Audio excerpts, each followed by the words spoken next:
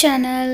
ఈరోజు మనం పన్నీర్ బటర్ మసాలాని ప్రిపేర్ చేసుకుందామండి. సేమ్ రెస్టారెంట్ స్టైల్లో ఎలా ఉంటుందో అలాంటి పన్నీర్ బటర్ మసాలాని మనం ఇంట్లోనే హైజీనిక్గా ప్రిపేర్ చేసుకుందామండి. ఈ పన్నీర్ బటర్ మసాలా చపాతీలోకి, పుల్కాలోకి, పరోటాలోకి చాలా యమ్మీగా ఉంటుందండి. స్పెషల్గా ఈ రోటీ ఐటమ్స్లోకి అయితే చాలా బాగుంటుంది.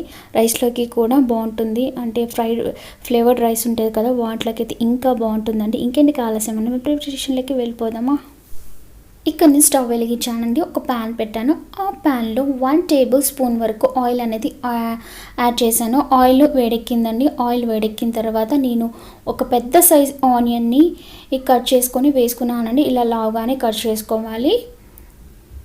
ఇవి కాస్త ఫ్రై అవ్వనిద్దాము. ఈలోపు నేను ఒక పెద్ద బౌల్ అంతా టమాటాలని కూడా కట్ చేసి యాడ్ చేశానండి. వాటిని కూడా కాస్త ఫ్రై చేసుకుందాము. నెక్స్ట్ నేను ఇక్కడ 3 పచ్చిమిర్చిని కట్ చేసి వేసానండి. నెక్స్ట్ నేను ఇక్కడ ఒక 6-7 వెల్లుల్లి అంటే గార్లిక్, 1 ఇంచ్ వచ్చేసి అల్లం ముక్కని వాటిని కూడా నేను దాంట్లో యాడ్ చేశానండి. నెక్స్ట్ నేను ఇక్కడ ఒక 2 ఇలాచి, ఒక 2 లవంగాలు, కొద్దిగా ఒక 1/2 టేబుల్ స్పూన్ అంత సాజీరా, సినమన్ చెక్కని కూడా యాడ్ చేశానండి. Whole garam masala 1/2 table spoon వచ్చేసి సాజీరా, 2 లవంగాలు, 2 ఇలాచీలు, ఒక చిన్న చెక్క ముక్క, వాటిని కూడా యాడ్ చేశాను. వీటిని బాగా కలుపుకుందామండి. నెక్స్ట్ నేను అక్కడ ఒక 5 వరకు ఎండుమిర్చిని కూడా యాడ్ చేశానండి. వీటిని బాగా మిక్స్ చేసుకుందాము. ఈ ఆనియన్స్, టమాటాలు కాస్త మగ్గిన తర్వాత ఇక్కడ నేను క్యాష్యూ నట్స్ని యాడ్ చేశానండి. కొన్ని క్యాష్యూ నట్స్, ఒక చిన్న కప్ అంతా క్యాష్యూ నట్స్ అనుకోండి, వాటిని కూడా యాడ్ చేసుకున్నాను. వీటిని కూడా మనం బాగా మిక్స్ చేసుకుందామండి. ఇవి కొద్దిగా మగ్గిన తర్వాత కొద్దిగా మనం వాటర్ అనేది యాడ్ చేసుకొని వీటిని మూత పెట్టుకొని మగ్గనిద్దామండి. ఇంకాస్త మగ్గనిద్దాము. వీటికి లిడ్ని పెట్టేసుకొని ఒక 5 to 10 మినిట్స్ అనేది మనం మగ్గనిద్దాం. వీటిని అన్నీ బాగా కలిసి మగ్గాలండి. అంటే ఇక్కడ ఆనియన్స్, టమాటా, పచ్చిమిర్చి అన్నీ బాగా కలిసి బాగా మగ్గాలి. ఇక్కడ నేను లిడ్ని పెట్టేశానండి. వెయిట్ చేద్దాం మనము.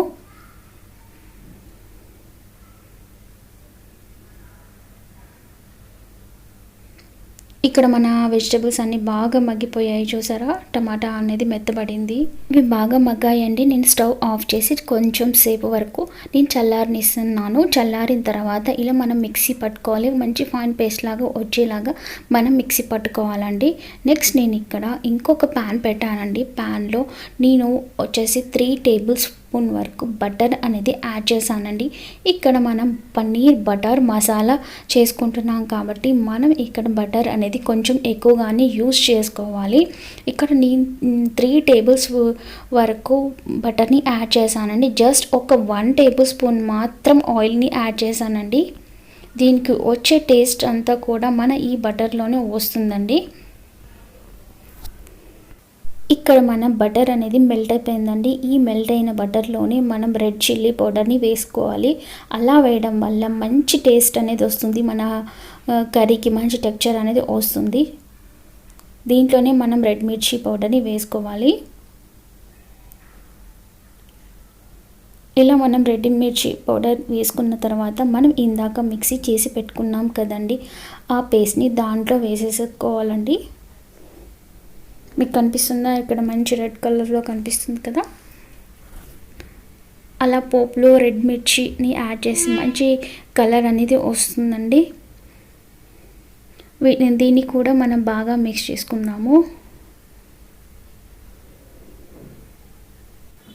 ఆ పేస్ట్ని కాస్త ఫ్రై అవ్వనిద్దామండి. ఇక్కడ మన పేస్ట్ అనేది మొత్తం దగ్గర పడిపోయింది.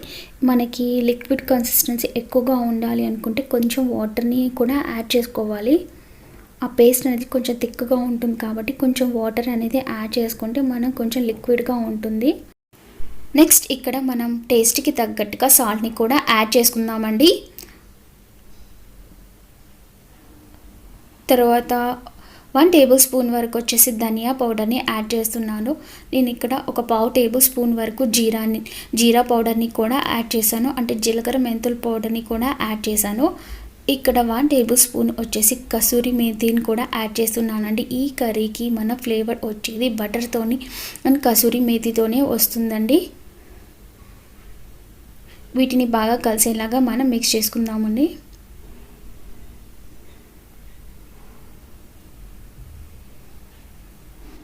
ఇవన్నీ బాగా కలిసేలాగా మనం మిక్స్ చేసుకుందామండి. అంటే ఉప్పు, కారం అన్ని మిగతా పొళ్ళన్నీ కూడా మన మసాలా కర్రీలోకి చాలా పట్టేలాగా మనం మిక్స్ చేసుకుందాము. తర్వాత మనం లిడ్ని కూడా పెట్టేసుకుంటే సరిపోతుందండి. మనం పైకి ఆయిల్ వచ్చేంత వరకు వెయిట్ చేద్దామండి. మనం ఆయిల్ అనేది మనకు పైకి రావాలి. అప్పుడే మన కర్రీ అనేది కంప్లీట్ అయినట్టు.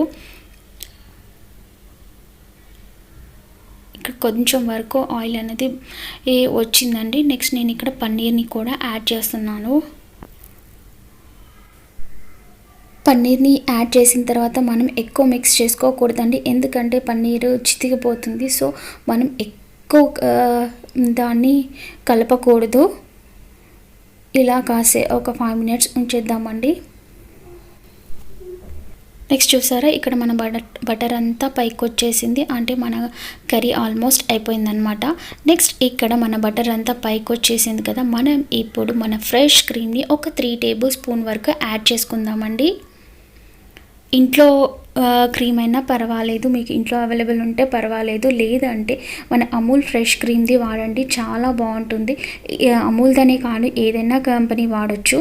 నేను ఇక్కడ 3 టేబుల్ స్పూన్ వరకు అమూల్ ఫ్రెష్ క్రీమ్ని యాడ్ చేశాను. ఆ క్రీమ్ని యాడ్ చేసిన తర్వాత ఒకసారి మనం మిక్స్ చేసుకోవాలి.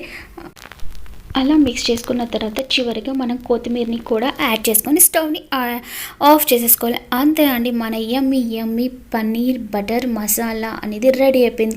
సేమ్ రెస్టారెంట్ స్టైల్లో ఎలా ఉంటుందో అలాంటి టేస్టే మనం ఇంట్లోనే హైజీనిక్గా ప్రిపేర్ చేసుకోవచ్చండి. మీరందరూ తప్పకుండా ట్రై చేసి చూడండి. ఎలా వచ్చింది అనేది నా కామెంట్స్లో షేర్ చేయండి.